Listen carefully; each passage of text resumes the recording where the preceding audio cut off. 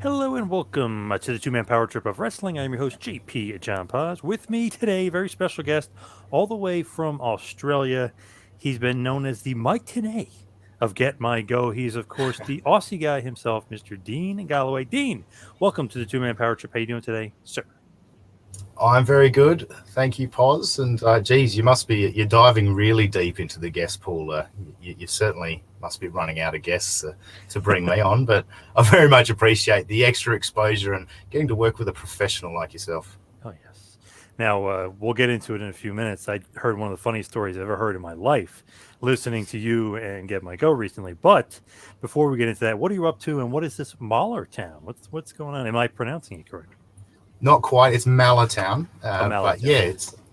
it's a new thing I've taken on. I've been wanting to do my own thing for a long time, and this thought has been in my head for a while. So it's based on there's an overnight sports talk radio show on Fox Sports Radio called The Ben Maller Show, and Ben Maller is the host. And he just has this amazingly loyal fan base that is just full of just amazingly funny and interesting characters. And they're called the Maller Militia. And I thought, why not get together with another member of the Maller Militia and let's do a podcast and shine a bit more light on some of these interesting characters. And it's off. I was just in the process of editing episode 4 a few moments ago. So episode 4 will be out, and it's getting really good feedback from the Maller Militia, and we're pretty pumped up about it. So if you're out there, I just you don't need to know anything about the Ben Maller Show to listen to it. Like anyone out there that would want to check it out, there's a lot of fun, interesting characters, and it's a bit of a laugh. Who is that Ben Maller? It doesn't sound familiar. Is this more of an Australian guy? No, he's based in Los Angeles, and Oh, okay. he's worked for the Dodgers and the Angels and different Major League Baseball jobs. He was a bit of a gossip columnist back in the '90s and had a really well-renowned insider info sort of website. And he got the overnight weekend job at Fox Sports Radio when it first started up, and eventually he went to weeknights. And he just talks sports, and he's just got a different angle on it. He's a bit of a curmudgeon. You'll never hear him talk too much positively about sports. He likes to shine a light on the negative, but he's one of the most prepared men I've ever heard in radio. I think when he goes on for a 4-hour show, I think he's probably got material for 5 or 6 hours. Like, he's just so well prepared and so well studied. And then he's just got these interesting characters that call his show. It just makes it all around a really fun radio show to listen to. Now you're more of like an American sports fan than some rugby and some cricket, whatever the heck is going on over there in Australia.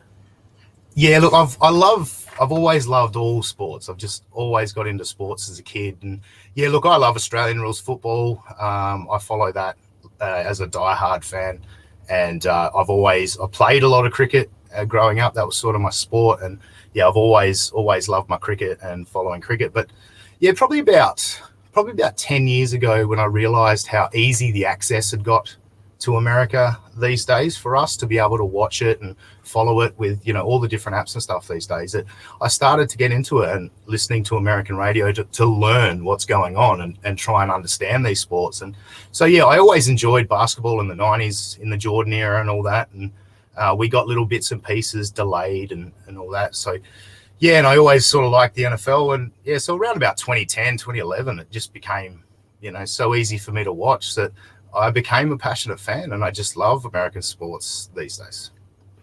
My brother-in-law is from Australia. That's why my sister lives out there. He's obsessed. The Yankees and the Giants. He's obsessed with American sports. He knows his rugby, no doubt about it, and a little bit of soccer and cricket and stuff. Man, he loves football and baseball, and he'll wake up at crazy hours to watch the games and stuff.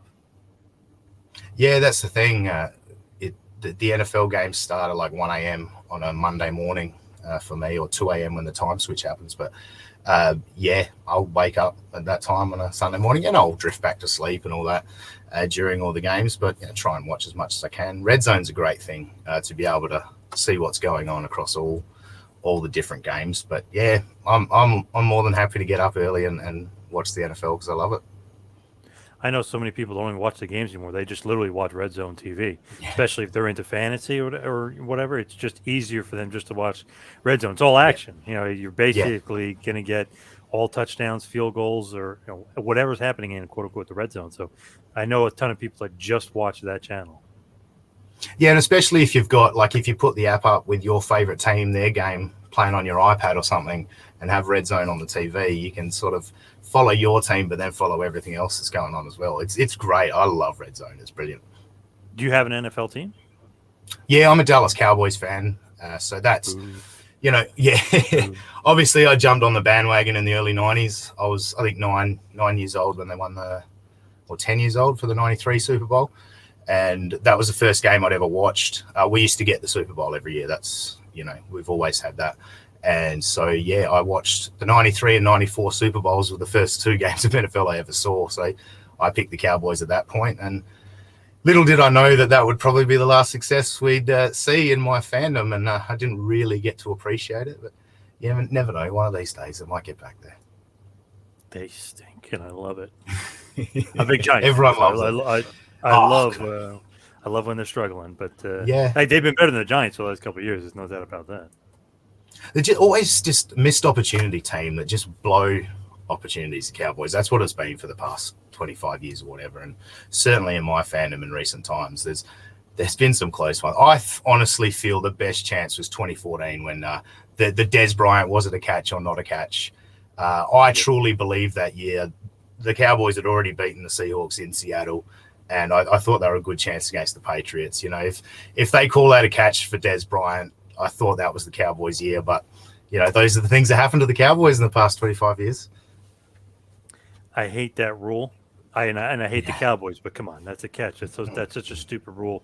Like, they just pretend and make up what's a catch and what's not a catch. The officiating in the NFL every year gets worse. It's insane. As the technology gets better, they get worse. It's so crazy. I don't even know how to describe a catch anymore. It's ridiculous.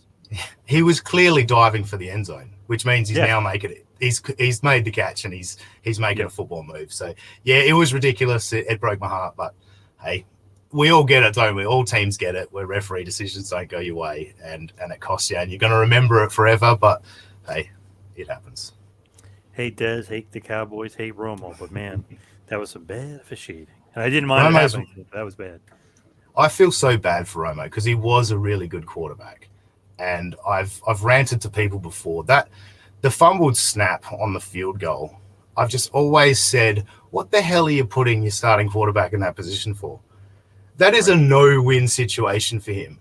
Like, he either just catches the ball and puts it on the ground like you're supposed to, or he makes a mistake and he looks like an absolute moron. Like, I just couldn't believe you'd put your quarterback in that position. That was crazy. It's weird with him. So he's got a great regular season record. Postseason record, I think he's 2-4. I mean, his record in the postseason, the Des Bryant game does play a factor. So if he really won that, he could have been 3-3, and who knows what happens after that. But man, just in a microcosm, him in the postseason, that horrible fumble, that interception against the Giants when they were the first number 1 seed to lose the home game ever, when RW McCorders literally almost set him up a little bit. He was dragging behind. He throws the ball in the end zone, intercepted. Giants win. Then Giants end up winning the Super Bowl. Giants were just awesome road warriors. I mean, they just wouldn't lose on the road for 10 games in a row. I mean, they were just unbelievable. But it's just funny that, like, Romo, whenever like the lights shine brightest, he played his worst. Yeah, absolutely. That's the big flaw on him. Peyton Manning was similar, but Peyton Manning got a couple of really good defenses to carry him through a couple of playoff series. But that was the thing. Romo in the clutch, he wasn't there. Yeah, Peyton Manning, people think he's great and all this other stuff. That Broncos team literally carried him. He was rated the worst quarterback in the league that year. I don't know if anybody really remembers that or goes back. Yeah. He had that horrible neck injury, but he was awful. So he was just a game manager, but he was rated the worst. And the other year, he was really good, but in the playoffs, he wasn't that good. But Bob Sanders and Dwight Freeney and that defense was dominant. So people forget certain things. And his career playoff record, I think, is 14-14 or 14-13. So he's not that good in the playoffs either, Peyton Manning. No, that's the opposite, which is weird. Yeah, that's what I've always said. If you combine the two guys, it's the greatest player of all time. Because Eli in the playoffs was just ice cold. He was unbelievable. And I think that's the thing about him. I think he never went too high and never went too low in terms of his mental. Like, he would make a lot of mistakes, but he'd never let it get to him. And so, he could be a horrible quarterback at times with the mistakes that he'd make because he just he was always willing to take the chance again and again, and he never let the last mistake get in his head. So, yeah, him in the playoffs is completely just locked in, zoned in when he got to the playoffs. He was at his best when the lights were shining brightest. Giants those 2 years had great defenses, but the thing was he had to make comebacks in both of those games against a great defense.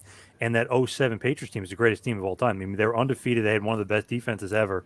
He had to come back twice against them. They were down twice. So to say like, oh, he got lucky or whatever, I mean, the guy came back twice. He's got ice in his veins. And then the 2011 team, they had the worst running offense in the league. They were awful. And the line was, okay, and they had a good receivers, but he kind of carried the team there for a bit, and that throw to Manningham was perfect.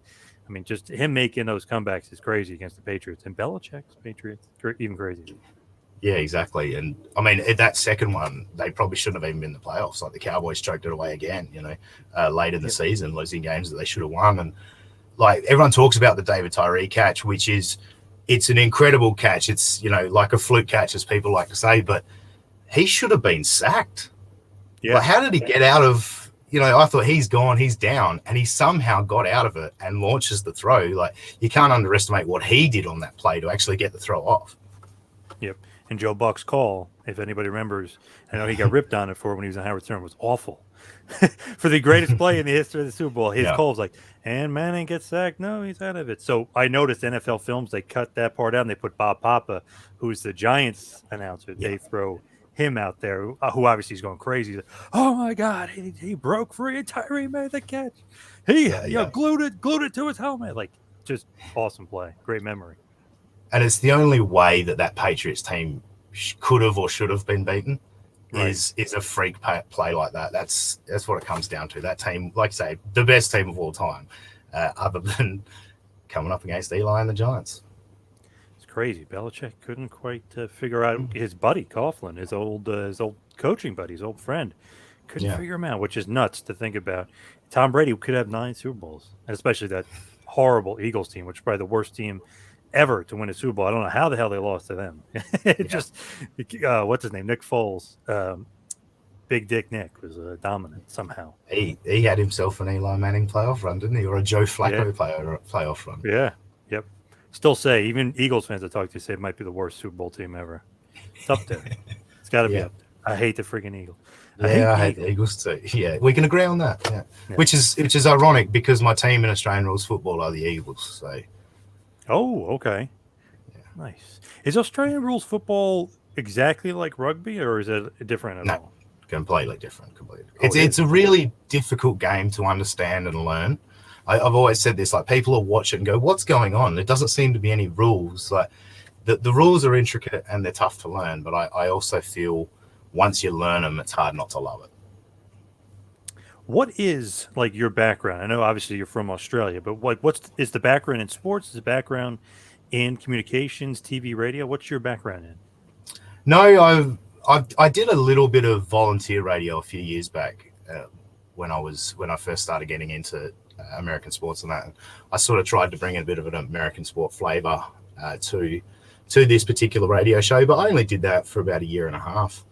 And I've just always wanted to do stuff like this, and sort of got to that age where it was like, how do I get in now? Like, I don't really know. I've got no education in it. I've got no experience. So it's tough to get your foot in the door. And I started listening to podcasts back 2014, 2015, and I just fell in love with podcasts and podcasting. I was like, well, this is how you can do it. You could get in through podcasting and refine your craft there. So yeah, basically I was listening to a lot of wrestling podcasts and sort of got to know some people on Twitter, and as you know, got involved with an infamous podcasting network a couple of years ago, and it sort of led to just meeting all these different people like yourself and Chad and Joe Feeney and Mike Durbin. And yeah, so no real history in communications other than those couple of things. I've been an electrician for most of my life, and these days I do a little bit of that and you know, just another sort of physical job.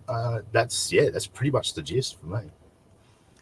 With you, I guess it's a lot of the power of the internet, right? I mean, because who knew a guy from Australia 12 hours ahead of us in the future is communicating with us on the East Coast over here of the United States. It's crazy, power of the internet.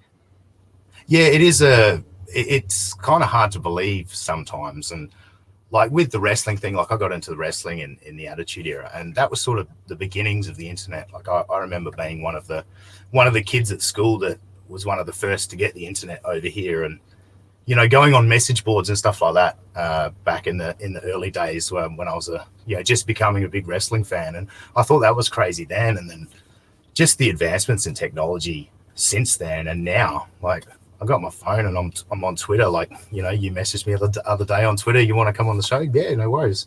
And then you just send me a StreamYard link and here we are talking. It's fascinating. But it's also a thing when I was talking about the Ben Maller show and doing Mallertown. It was funny because one day I realized, like, because I started listening to a podcast, and then one day I realized you've got this app, you can actually listen to it live. And so then I did start listening to it live, and it's like, well, you could call in. Like, well, there's nothing stopping you from calling in, So, and that's sort of, I can do voices and impersonations and stuff, and I started impersonating his callers, some of these wacky callers, and it really grabbed their attention. And now I've just got all these friends, like, I'm in chat groups and having conversations 24 hours a day with people from all across America. Some people are in England and the UK. Like, it's really is unbelievable what you can do these days. So no background in comedy either. Like, no, as far as the impressions and stuff. Yeah, no, I've never done anything, I guess, professionally for that. I've always enjoyed, obviously, making people laugh. I've always got a kick out of making the room laugh and all of that. So obviously it's another thing that I've thought about over the years, but I can be a bit of a procrastinator at times, or just think, oh, it's all too hard. Like, I don't want to go on, try and do some stand-up comedy and get booed off stage. Who wants to get booed off stage? Like there's a certain level of courage that goes into trying to do stuff in comedy, I think. So where do you meet up with Johnny Wanglin? Because obviously that's kind of the start or the genesis of all the Get My Go stuff. It's that he knew all these guys, which is so strange. But he's got some sort of story with all of them.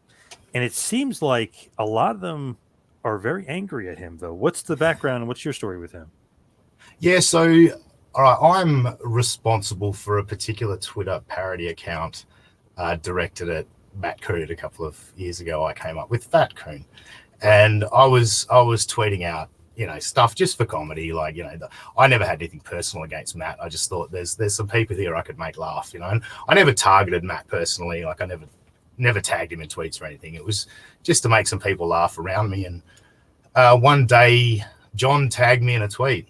Johnny Podcasting tagged me in a tweet and said that he'd been reading my tweets on air and thinks I'm hilarious and blah, blah, blah. So he invited me on his show, and I said, oh, yeah, why not? And because I actually then thought, well, you can do voices, so you can actually bring this character to life now.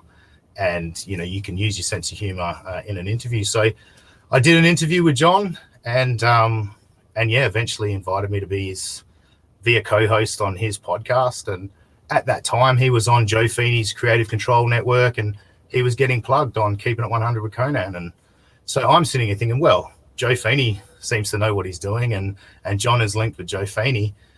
This is a good guy to be in partnership with.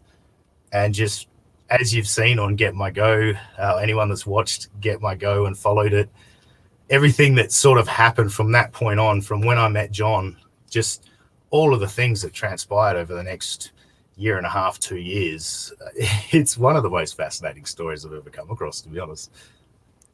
Man, it's just crazy how he got in with everybody. Like, he knew everyone for somehow, some way, through podcasting, like we're saying, through the power of the internet, and pissed everybody off in a different form or fashion. So when did it kind of go south with you and John? So I was working with him for 3 or 4 months, and he kept telling me all these things that were going to happen. And one after the other, they didn't happen. And then he started his podcast with Dan Seven, and he was going to do a Patreon from Word Go. And I listened to the first episode and went, oh, God, this isn't any good. This isn't going anywhere. So I was like, And then Chad came into the situation, and he was talking big about Chad and the relationship he's going to have with Chad, and then Chad didn't show up. And then, yeah, I stupidly did the castrating the bros thing, which I should have never have done. But it's one of those things at the time I thought I was being funny. But sometimes the power of editing, like Mike Durbin does, you could fix these things. But, that happened. And I just realized there's a lot of negativity coming his way. And the stuff that Joe Feeney and Adam Hughes and that are saying does sort of seem to be true. So I had a constant discussion going with Joe, and I was letting him know, yeah, look, I'm trying to find my way out. And so I was planning to get out, and I'd said to him, I'm leaving. I'm done at the end of the football season, because I was doing a football podcast with them. And then, yeah, they decided that I was running a bunch of parody accounts and I was feeding Joe Feeney information. And so I received a DM from Rob one day, cutting me off, saying, you're done, which I only had like 2 shows to go anyway. So I wasn't overly fussed at that time. I was pretty much going to be out. And so, yeah, that was sort of the end of it. They both blocked me and stopped talking to me. And 6 months later, Get My Go pops up, and Joe was like, you want to come on Get My Go? And I was like, well, yeah, why not? This seems like a lot of fun. It's crazy how this guy seemed to anger a lot of people through podcasting, of all things. It just, I don't know, it just seems so crazy to me. I never really get like a full story on like him and his background. Like, where did he pop up from though? Like, where did he? I know obviously from Creative Control and Joe Feeney, but like, where did Feeney find him? Do we even know? There's a lot of conjecture. Feeney says that Hughesy brought John to him. Hughesy heavily denies that. I don't know. That was before. I might have knew about Joe Feeney at that point, listen to K100, but when John came onto the scene, that was before I really had any idea what was going on. And then I started sort of seeing what was going on with the grapplers, and that was one thing that John did. Rob did as well. They got into fights with the grapplers, which not generally a very good idea. But those guys, there's so many different people that just got sucked into this little vortex involving Johnny podcasting. So funny. Just to, like, think about it. It's like, who is this guy? Like, what? Like, you know what I mean? It's like, what is this guy? And there's a show that was born from him with obviously guys from very creative backgrounds. Yourself, Mike, obviously, his editing and everything else is great. He's got a very popular podcast. Feeney's doing K100 and Rave and all this other stuff, and somehow they're all intertwined and involved with this guy. I know, I'm just like fascinated by it, because it's not like, I don't know, not groundbreaking stuff that he's doing. It's just wrestling podcast, really. You know what I mean? It's nothing like crazy or anything. So I'm just kind of like curious, like, so when he gets you originally and you're originally working with him, are you thinking like he's great at this? Or are you thinking, oh, like, I'm just doing my own thing, I'm not really paying attention to what he's doing and what he's all about? I think pretty much there were certainly times when we were doing podcasts together where you would hear me laugh in the background, just be like, what the fuck did he just say? But sorry about the swearing. No problem. Go for it. But I don't think I was really fully taking it in. I was using it as an opportunity, I guess, to refine my craft when it comes to podcasting and getting used to talking on air and doing all that type of thing. So yeah, I don't think I paid a lot of attention at the time, but I think as time went on, when I started listening to stuff that he was doing like away from me, I would go, what is this? Like, this isn't very good. Like, I don't enjoy this at all.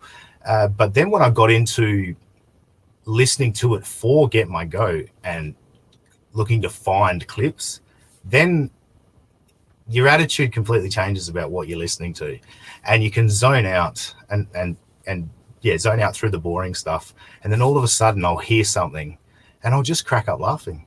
I go, that is hilarious. And he's not meaning to be funny. Right. It's just, he's just butchered a famous saying, or some story that he's just told is like clearly made up and fake. And yeah, you just go, this is fantastic, Feeney has said it's like not on purpose. I said he's one of the funniest guys I've ever heard, and he's like, it's not on purpose, man. He's not like trying to be funny. And Mike obviously agrees, but there's something about him. He cracks me up, and I just think like, man, like this guy is great, but like not on purpose, or he's definitely not doing it on purpose. But I think he's great. I think he's a great podcaster. And I said to Feeney, it's like, Feeney, he's better than you on the air. He is great, and then of course, he got mad at me. But I don't know. It's just something. The way he talks. Obviously, he doesn't finish sentences sometimes, which is funny. Like "get my goat" is "get my go." There's a couple other things where I forget what he said, but it was like he cut off the word, but he acted like he didn't. So just some of the things he does, I don't know why. Maybe it just hits me in the right spot. It's just so funny because it makes no sense sometimes. Sometimes like his English is terrible, but he'll say like, "Oh, Rat Rob is so dumb," or he'll say somebody else so stupid. But then in the same sentence, his English will be incorrect, and he'll say something wrong. I don't know. To me, he's so funny. It was this is one. Rob did his big showdown with John the other day. Oh, you know what? I missed that. Was that a work shoot or is that real? Like what happened there? I don't know. I believe it was real. I believe that Rob just finally wanted to squash things, and I think Rob has sort of taken it all a little bit more to heart than the rest of us because he was so deeply involved with John. They were partners and all that. Whereas for me, I at no stage have I had any have I hated John or anything like that. I was a bit annoyed at him when I first left the network, but no, this has all been comedy and fun for me to get my go. I wasn't harboring any resentment, whereas I feel like Rob was, and Rob put money in and stuff like that, so I can understand that. But yeah, he wanted to bury the hatchet. Well, not bury the hatchet, but just stop all the negativity back and forth. But Big Josh Hinkle sort of in the comments said to John, you called me Gilbert Grape and blah blah blah, and John denied that, and he said, I never called you the R word. I'm not going to say it. I prefer not to use that word. But right. And then he goes, I think you need to go back to elementary school to learn how to hear. And it's like, what do you mean? Like, you don't learn to hear in elementary school, and you're pretty much doubling down on the calling Josh stupid comment by telling him he needs to go back to like nobody else could do that. Like so unknowingly, like. They're the words that came out of his mouth. And I'm like, you really don't understand how much worse you made yourself look there when trying to deny calling this guy stupid. Yeah, he's fascinating, man. Unintentional, but great. You know what I mean? He's unintentionally funny. Unless it's some sort of great act where he's some sort of like Andy Kaufman level comedic genius where he's working everyone. Is that possible? Absolutely not possible, but it would be. He would be the Andy Kaufman of podcasting, but it is not possible. No, definitely not. You ever see that where Andy Kaufman purposely has a really bad set when he's doing stand-up? He wants everybody to leave, and this guy won't leave. But people are like, "Oh, this guy sucks," so everyone starts walking out on him, and he's trying to get this guy to leave. It's just like a different level of like comedic genius, where it's like, "Wow, this guy did the exact opposite of what you're supposed to do." He did an SNL tryout, and he purposely bombed. Like it's so funny. But they ended up using him on the show a bunch of times anyway. He just didn't want to be a cast member, so he purposely bombed. Knew that would kind of get over, and they just kept bringing him on the show.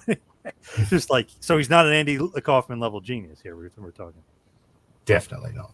No, definitely. I don't think he could be. I don't think even Andy Kaufman could be this consistent with being bad. Like he is the worst podcaster I've ever seen. I mean, Brother Martin gives him a run for his money as well, but he's so epically bad at it that it is the funniest thing ever. I feel like Brother Martin knows more about wrestling than John, though. Like just listening to them, I feel like he knows a little bit more. Yeah, Brother Martin listens to all the podcasts. There's something to wrestle in 83 weeks and all those different ones, which, I used to listen to him a lot more than I do these days. But that's sort of where I've got my wrestling knowledge from, as well as all these podcasts over the years. And, he always puts you over, John. Brother Martin, he's a big fan of the two-man power trip. Chad can fuck off, I guess. So he's not impressed with Chad making fun of him all the time. But you've not been on there to make fun of him, so you guys are still friends. Apparently, he said that the other day on our show. Oh, I didn't know that. Yeah. I didn't know that. Okay, all right, nice. I think it's because you like his tweets and stuff. Yes. Yeah, he always tags me, so hey. Yeah. It's interesting with him because obviously he gets tied in with Martin too, but he doubles down and obviously adds fuel to the fire with a lot of stuff he's done and said, I don't really know what's true and what's not true with him. I don't really pay attention to that stuff, but obviously he's in with John. John also called him, an idiot and all this other stuff. So what does he say because it's clear. I mean, it's on tape. He can like, what does he say about that stuff? They both say that John apologized to him the Oh, next okay. day, and that's their story. Yeah, that's fine. But I've noticed with Brother Martin lately, I think he is missing Get My Go. Really?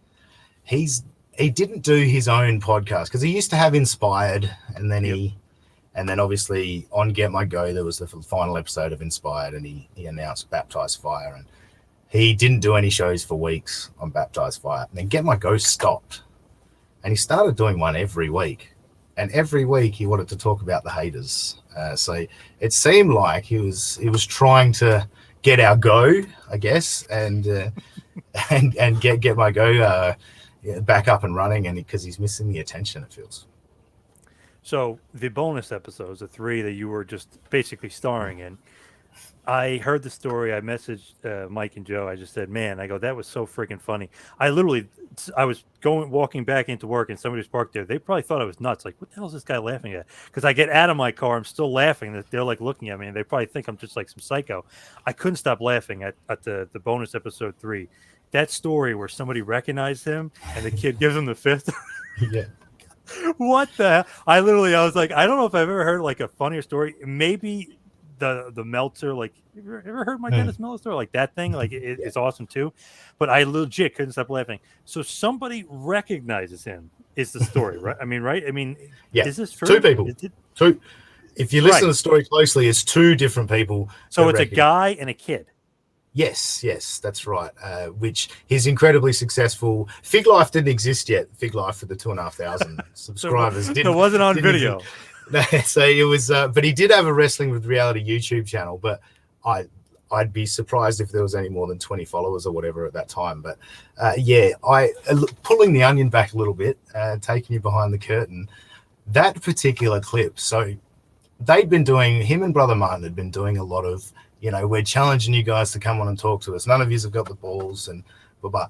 And hearing that, I constantly would say to myself, you know what, you could go on and you could make them look stupid, and, everyone could get a good laugh out of it, And it got to the point where I actually messaged Joe and Mike and said, I'm thinking about doing this, but I'm not going to do it if you guys say no. And they hadn't got back to me. Maybe Joe had got back to me and said, but what do you expect to get out of it? And blah, blah, blah. And so I was sort of mulling over it, thinking about it. And I was listening to one of his old shows, just to try and find clips. And literally minutes after Joe said, what do you expect to get out of it? I found that clip of him telling the story about being recognized. And I went, how can you get anything out of this confrontation? Like, if he's got to lie to that extent, like, and expect everyone to believe that he was recognized based off of his Wrestling with Reality YouTube, he's gonna lie straight to your face again if you go on a podcast with him. So discovering that clip was what sort of nixed my thoughts of going on a show with them and making them look silly, because going back to the showdown with Rob, he just doubled down and tripled down on everything that he's always said. So it is pointless talking to him, because you get lies like this great story. And when I sent it to Mike, he was just straight away was like, wow, that is the greatest clip I've ever heard. And it couldn't have summed up better. I think it was a great way. It was the perfect one to end everything that we'd just done in season 1 with the 50 episodes. That story was the perfect exclamation point on series 1 of Get My Go. Man, I was like thinking to myself, like, why was that like the whole season? Because that's the best story I've ever heard. I legit couldn't stop laughing. I went back and I rewound it later in the day just to see if I was like crazy. I'm like, okay, it was really funny, but let's test it out. I'm gonna listen to it again, and I was dying laughing again. I just couldn't believe it. Then he gave the guy a fist bump. Yeah, and he was kind of rude to him too. It was just like, oh my god. Yeah. I was like, okay, like this guy is, like, I don't know, he could be telling the truth. I don't know. I'm gonna guess not, but I just couldn't stop laughing. Like, he's getting recognized by people. And some little kid. I don't know. He knows how to make me laugh, and he's obviously. I don't know if Feeney was saying he's delusional and the story's not true. Who knows if it's true or not? Yeah, I'm going to lean, you like I never said, I'm know. going to lean towards not true. But man, that is the best story I've heard on that. And I've heard a bunch of doozies on that show, but that was awesome. Absolutely. The Shawn Michaels one as well in part 3 that is clearly making up on the spot. You can hear the gears turning in his brain as he remembers this story. He's brilliant. It's fantastic. Now, is he making it up to pop like Richie and Rob who are with him at this point, or is he making up for the list? Like, what's the motive behind it? Because it seems like he's trying to pop maybe whoever's in the room with him or something. I think that's probably generally what it is, and trying to sound cool to the person, because he was a bit of a chameleon when it came to what he liked, depending on who his co-host was at the time. Right. Whatever that person was into, suddenly John was into that, and that I think that's a lot of it is wanting to seem cool and fit in with his new buddies, I guess. Man, if anybody hasn't heard it, go to Get My Go, the bonus episode number 3. That is hilarious. The kid story is great too, because he gets like a little creepy for a second. Like he's in the bathroom, he sees this little kid. Kid recognizes him, and he gives him a fist bump or whatever, or gives him the fist. Like, oh man, just gets really weird. But I was like, man, that is just one of the things where it's like, I can't believe you didn't find that earlier. But almost great timing that you didn't. Yeah, exactly. It was just in a nothing throwaway episode. No one probably would have ever listened to it, to be honest, and that they wouldn't have thought much of it, I guess, at the time. But yeah, I happened to stumble across it and thought, how can you expect people to believe that? Like, yeah, as you say, maybe it is true, but I just can't imagine that anybody, like even you at this point, with everything that you've done, how stunned would you be just to randomly be at a hockey game or wherever the hell he was, someone in the bathroom go, "Hey, John Paz, 2-man power trip," Oh my god. Yeah, it's like, I never really wrestled or never really did anything to business, just a guy interviewing people. Oh yeah, I'm getting recognized. Yeah. Like, Yeah. What a nut. I mean, even for Meltzer, like to say that he's been recognized in Hot Topic and Price Club and all this other stuff. He even takes it before. I mean, obviously he's been doing it a very, very long time, but I even think like that's crazy. I mean, come on. I mean, Well, you ain't Hulk Hogan here. I mean, come on. Yeah, I didn't even know what Meltzer looked like until Mike Durbin got the tongue video. Oh, which, anyone that's ever used that GIF of Dave Meltzer's tongue, that's Mike Durbin's video footage that you're using with that GIF. Yeah, Russo better thank him, because Russo loves that. He uses it all the time. Yeah, definitely. It was a So good you've get. been called the Mike Tenay, aka the greatest third man in the booth, by a few of the Get My Go members. They said that you add the most of the show. You're their favorite. Is that something that you love to do? I guess it's not all the time now, but it was something you like to do basically every week. You love doing that show? Oh, absolutely. I mean, thank you for the compliments. I don't know how many people are saying I'm the best third person, but look, I do. I love it. I love trying to. I love hearing the things that he says and just going, oh, geez, that's funny. And here's a quip that I've got for it. And I've always loved, sort of trying to, quickly come up with stuff off the top of my head. And that show is so much fun for it. And knowing that Mike Durbin is editing it, like, it's just whatever's in your head, throw it at the wall. If it doesn't work, Michael cut it out, like it's plain and simple. So, Mike's pretty good at, only getting your best stuff out there. But John's such an easy target. It'll be interesting if when Get My Go does move on to other targets, if it is the same level of comedy that we can get out of it, because John is the perfect target for Get My Go. But I think we definitely need to expand and try other things. But yeah, it definitely is. I love trying to come up with funny little comments related to what's just been said. I don't know if you can get better than John. I mean, you guys can try, but I don't know if you're gonna get better than John. I don't think as many people will mess up the English language as much as John, and I think that's some of the most fun clips that you get out of Johnny podcasting is, he's the proof in the pudding, and obviously Get My Go and all these different mess ups that he's had along the way. It's some of the best stuff. With him, I think everybody knows him too. So, you know what I mean? Like everyone has some sort of connection with him. That kind of adds some extra sweetness to it. Yeah, definitely. And certainly the beginnings of Get My Go, it certainly was just the people that sort of were in that little bit of a circle that we'd all sort of moved in, and the people that had experience with him and were laughing at him. And then suddenly, I think just because the show is so well done and John is such an interesting target to make fun of, that it just suddenly started to expand a bit to where people that have never heard of him and knew nothing about him have now watched Get My Go. I've got a couple of guys in the Mallow Militia that's just started listening to Get My Go who knew nothing about it, doesn't know any of the people involved in Get My Go, but they're hooked on it. They're going, it's a funny show, and you don't need to know Johnny podcasting. You'll learn Right. along the way. You'll learn about Johnny podcasting. And I mean, when Chad came on and told the story of meeting him, like, my God, what a story! Like, it couldn't have been more perfect. Hearing the story of Chad meeting him and him meeting Dan Seven, there's just so many layers to this story. The people that he got involved with. It's so much fun, and yeah, you don't have to necessarily be in this inner circle to enjoy it. Chad did talk him up a bit to me, saying that this guy was great. So you think a part of it is everyone maybe being mad that he fooled some people here, that he worked a few people, like he thinks he's great, he kind of finds out he's not. Is that, and like obviously Rad Rob found that out the hard way too. You think that's a part of it too? Like Feeney, all of a sudden he's giving this guy basically some limelight, and the guy tries to steal his formula and do his own thing.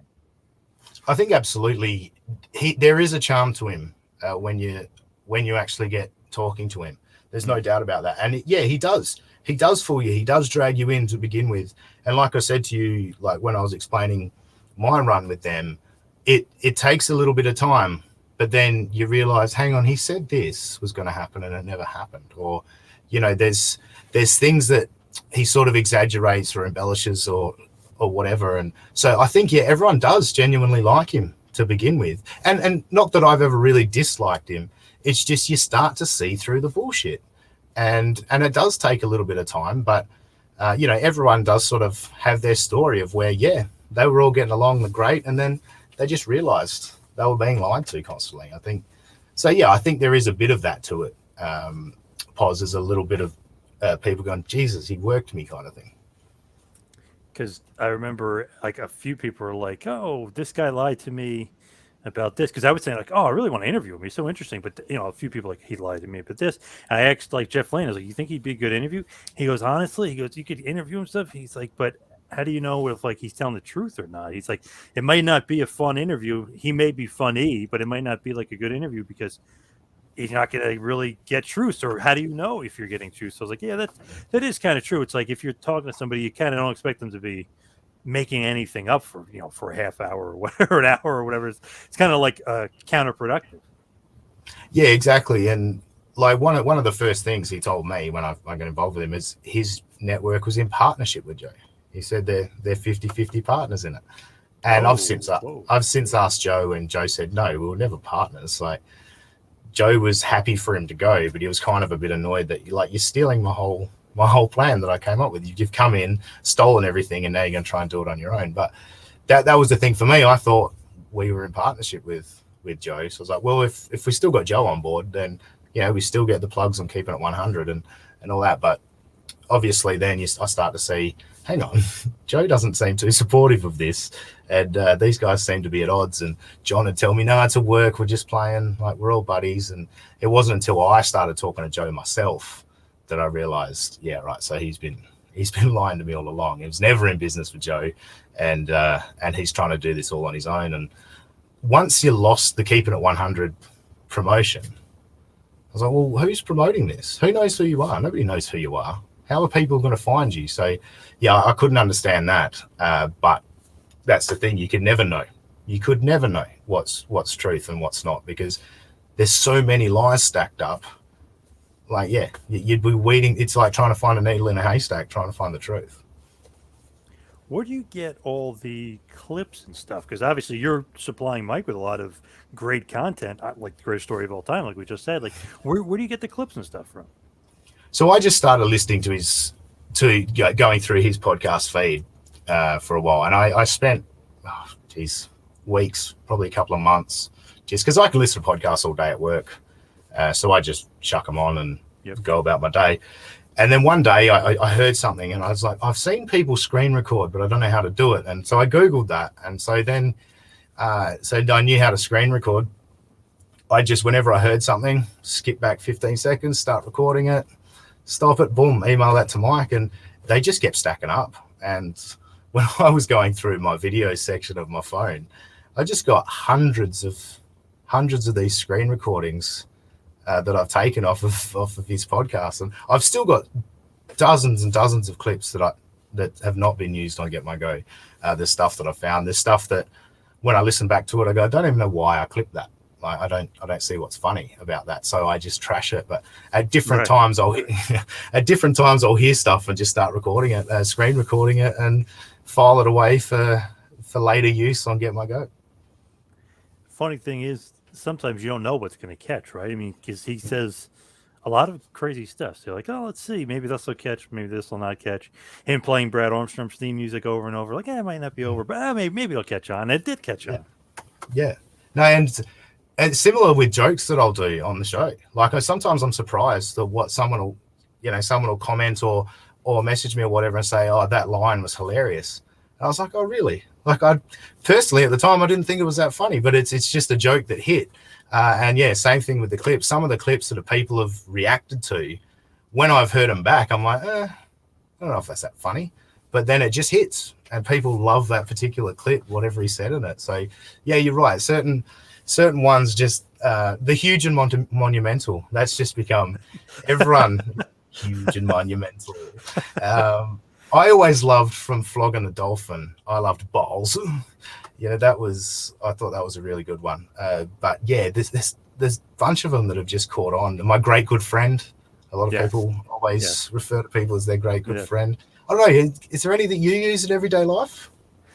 Whenever I say huge, I always for some reason I wish in my head I go and monumental, like just in my head, like, oh, that's huge, or oh, monumental. I love great good friend. That's just so funny because the hell's he talking about? You know what I mean? Like, he's obviously bullshit. It's not his great good friend, but my great good friend Mike Durbin. You know what I mean? Just he knows what he's saying. He knows how to hit those lines. That's right. I actually use Get My Go unironically now. I've forgotten at this point that it's Get My Goat. Like, just Get My Go is so ingrained in my head now that I used it the other day, and thankfully the person I used it to knows about the show. But yeah, it's just I don't think I'll ever use Get My Goat ever again. It's Get My Go from now on for eternity.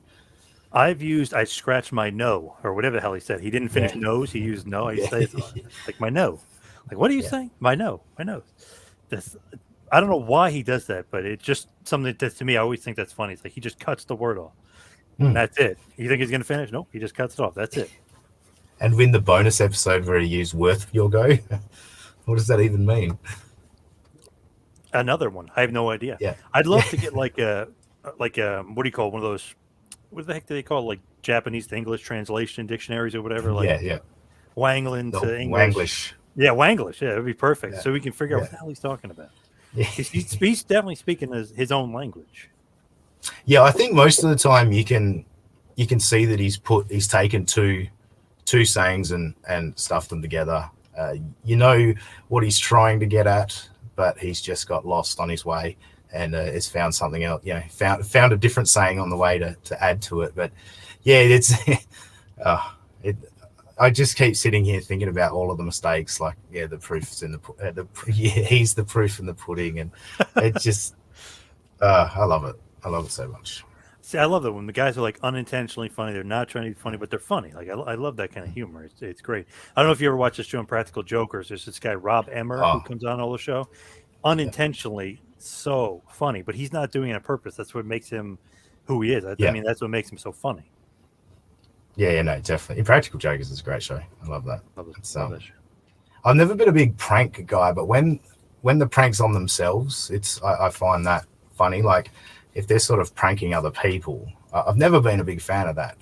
Just bothering innocent people. But in this one, the joke's on them, and it's quite hilarious, the embarrassing situations they put themselves in.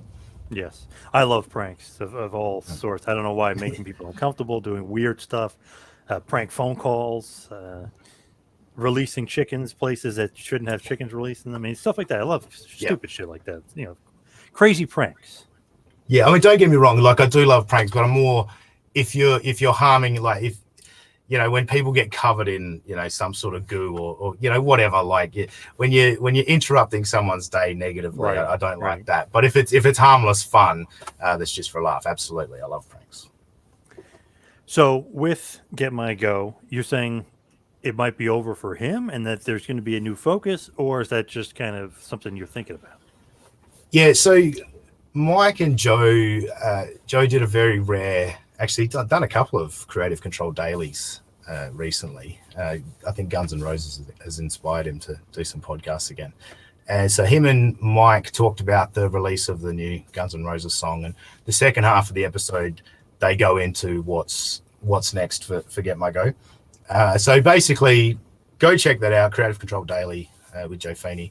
Check that out if you want to hear this more in depth. But basically what they said is Mike said he'll never, ever stop doing John and Brother Martin. Like that will always be a part of Get My Go. But yeah, they're going to try. I think so JD from New York, I think, is a potential one. There's this guy called Wrestling Otaku, I think, that's he had a very misogynistic YouTube video at some point and is sort of your classic embarrassing wrestling mark. So he's a potential. I know there was someone that was complaining to the Realm Network and complaining to Vince about some of the new talent coming on Realm Network that Mike tweeted out the other day and said, "See you on Series 2 of Get My Go." So yeah, there's a few people that are popping up as potential targets. So yeah, certainly I believe that the plan is to take on a few different people. I think that was Rue TV, RUE TV. I think that's who that was. I think you're right. Yeah, I didn't really know who he was, but he got very upset about Aubrey Huff and Val Venus. I think Aubrey Huff in particular, I think, is the one that's got most people riled up at the moment. Yep. But it's behind a paywall, though. So what do they care if they're not paying for it? It makes no sense. Yeah, exactly. Yeah, it's bizarre to me that people get so uptight about this stuff. And people were trying to break into Realm to change something around on the RSS feed. They had to shut it down. So that's some of these people are a little bit of sycophants. They're really just nuts. Yeah, it's unfortunate, and like at the end of the day, I really don't care about whether someone's political beliefs align with mine or whether they're, you know, a positive influence or a negative influence. Like you say, it's behind a paywall, and like any podcast, no podcast falls in your lap and just starts playing in your ears. You know, you've actually got to go out and press play.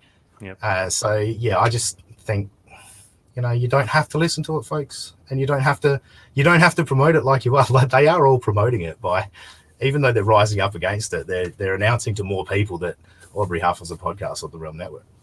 Right. Jeff was saying he likes it because it's kind of free publicity. Yeah. You know, no publicity. What is it? All publicity or bad publicity is still publicity, or however that saying goes. Or all publicity. Any publicity is good publicity. Yeah, any publicity is good. Yeah. Yep. Yeah. There you go.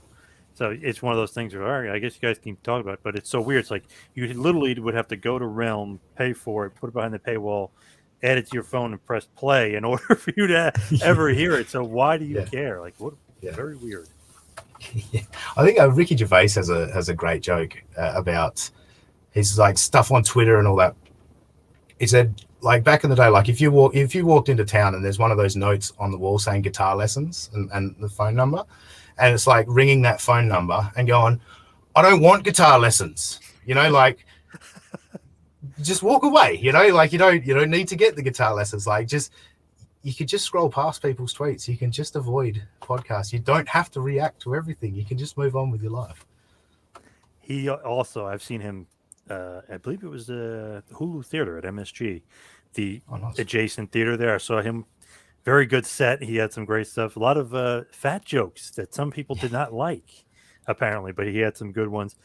Some funny joke about this milk carton with the girl, and he finds the girl, but she's not smiling like she was in the milk carton. Like, I couldn't stop laughing. That was his closer, and like everyone's like on the edge of the seat, like, "Oh, you found the girl," and he's like, "That's not the same girl. She's not smiling, and what is she doing alone in that room?" And like, because the description was always smiling, and and he sees her, he goes, "It's not her. She's bawling her eyes out." Couldn't be her. She's always smiling, not smiling. Great stuff. That was his closer, and everyone was like dying laughing. That was great. He was pretty damn funny. Yeah, no, I mean Ricky, he gets a little bit annoying sometimes, like in terms of like he's got that sort of elitist attitude, like I'm better than you, my opinion's better than you, and I'm an atheist like him, but he's one of those ones where I'm like, Ricky, just shut up. Like most religious people aren't harming anyone. I know there's certain levels that annoy you, but you don't need to constantly be a dick about religion. Like, you know, there's good people that are religious. Yeah. There's always the extremists in every group. So I kind of feel like he gives atheists a bad name sometimes for just being a dick. But no, overall, when he does a stand-up comedy bit, he absolutely is always well prepared and always does a great set. He's a funny man. Yeah, and Afterlife. Good. Have you seen Afterlife? No. I highly recommend it on Netflix. It is one of the best shows I've ever watched in terms of like, I've never been on an emotional roller coaster like this. Like you'll go from absolutely dying laughing to the next scene you're bawling your eyes out. It's a brilliantly written television show. I highly recommend Afterlife. Oh, I'm going to check that out. Nice. I always looking for some good shows to watch because I feel like few and far between sometimes, or I get through a season too quick. Damn, I forget what I was watching. Awesome show. Billy Bob Thornton. What the hell's the name of that damn show? It's on Amazon. Oh, is it that? Oh, no, I can't remember. I'm not going to be able to think of it. Damn it. Now I'm trying to think of it, but it's on Amazon. But I would like you get through the show and it's like, all right, I got to find the next show to watch because you finished that one so quickly. Like you almost binge it. You almost want to save some episodes and you know what I mean? And not watch it too quickly, which always is a problem for me. So I'm always looking for that next show to watch. Yeah. Like I managed to like avoid, like, because I watch so much sports and all that, I avoid shows for a long time and I can bank a few up. But yeah, I'm like, I binge it all straight away and the season's done like over a weekend or, you know, over a few days. And you're like, oh, what am I going to watch now? I guess I'll go back to sports for a while. But I did that with Brooklyn Nine-Nine. I went like season 1 to 6 in a week or something. I just constantly had Brooklyn Nine-Nine on a loop. Yeah. And I think it's ending. Brooklyn Nine-Nine, right? This is the last season? I think it is, yeah. Which, it's a shame, but you know, how long can you keep going? Really, like it's hard to keep finding new storylines and new jokes. So yeah, I can't believe I forgot this. Goliath. Oh yes, great show, Billy Bob Thornton. Yeah, Goliath. I got through it so quick. The 3 seasons, I was like, damn, now I need to find another show. So then I was watching The Outsider. I got through that really quick. I mean, there's just so many good shows out there. Bosch. My favorite show, obviously just ended. Now they're going to start it up again on IMDb TV. But I was purposely only watching an episode a night, so it would take me a little bit longer. Yeah. Inevitably, you end it and you start watching it quicker, and you're like, damn it, I wish I would have slowed down watching these shows. Yeah, absolutely. And I get a little bit of that with podcasts as well. There's some that are sort of shorter episodes and they only have a certain amount in a season. So I'll ignore them for 6 months and then go back to them and go, all right, I've got a backlog, you know, because they're the kind of ones that are timeless. It doesn't matter when you listen to them. They're always like a lot of historical stuff and things like that. So yeah, I sort of try and bank them up. And then after a few days of work, all right, I'm through that one. Let's go to the next one that I've ignored for a while. And then there's obviously the ones that you just listen to weekly because you have to, like they're fresh topics. But yeah, it's similar, like you say, with Netflix and all that. I'll go through and I'll try and forget about a show and try and ignore it for as long as I can so that episodes can bank up for me to then binge it. Nice. As we hit the wind down, we head towards the finish here. What's next for the Aussie guy? What do you got next coming up? I know you got Mallertown. What's next? Yeah, I'm at the moment so obviously kicking off with Mallertown, and I'm getting used to being a host of a podcast, I guess, and so we're doing some interviews and I'm getting used to doing some interviews and all that. So I was thinking about it yesterday. I'm almost tempted to split Mallertown in half and have an interview show and then sort of the Maller Militia show. So yeah, perhaps just branching out and doing an interview podcast because there is, I've got to know a lot of cool people that, have got their own stories, like yourself, like Chad, Joe Feeney, Mike Durbin, all that. So, yeah, it's something I've had a lot of great support from people that are actually work at Fox Sports Radio as well. We just had a Fox Sports Radio guest on, and we've got another one next week. So they've been really supportive. So yeah, there's definitely an opportunity there to do some more interviews. And yeah, look, I do have a couple of other little ideas in the back of my head that, you know, I'm not sort of ready to go ahead and say, oh, this is what I'm going to do. But I think the more that I keep doing Malatown and get used to editing, you know, each episode, my editing gets quicker and quicker as I get into the groove and used to what I'm doing and that. So yeah, I think as time goes on, I think I might pull the trigger on some of these other ideas that I've had in the past. Nice. Sounds good. And obviously, like you said, Get Mine Go is not dead yet. Just taking a break. Mike's got a lot of editing and stuff to do, right? Just taking a break. Don't get weary, anybody. They're coming back. Yeah, look, Mike, because we recorded the episode 50 and then we'd actually recorded those bonus episodes before episode 50. Oh, funny enough. Okay. Ooh, behind the scenes look here. Okay. Yeah. So we've all been on break. The rest of us involved with the show have all been on break since, you know, the end of May, whereas Mike has only just finished editing the bonus episodes. So Mike's break has only really just begun over the last couple of weeks. So yeah, I'm not sure. I think they were tentatively talking September, but we'll see what happens. But yeah, Get My Go is certainly coming back, and I certainly plan on being involved from time to time, like I was, you know, sort of, I guess more in the second half of series 1. I became a lot more heavily involved with the show in terms of being on air and that. So yeah, I certainly want to be involved with that as well going forward. I always have fun doing that. So yeah, Get My Go is coming back, folks, definitely. One thing that bothers me about Get My Go or about those guys is, as far as John and Chris, you know what show you're reviewing before you hit record, right? I mean, it's not like spin the wheel, make the deal. Okay, we're recording and it lands on Superstars 1992. You know exactly what you're doing. So only thing that really bothers me is, it's so funny, they just like make up random wrestling facts, and that may be like the Mark thing in me where I don't like that, because it's like, how do you not know that? Or not even how do you not know that? It's like, dude, you know what show you hopefully prep beforehand. It was like, hey Chris, what do you want to talk about? Okay, we're going to talk about this episode, and here's all the matches, unless they're going into it completely cold, which is a really bad idea. But I always get annoyed. I'm like, guys, you know what show you're about to record, like how come you don't know anything?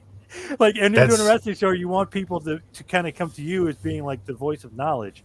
Like, you could be like, I guess, funny about it and stuff, but you want to have some sort of base of knowledge and know the content.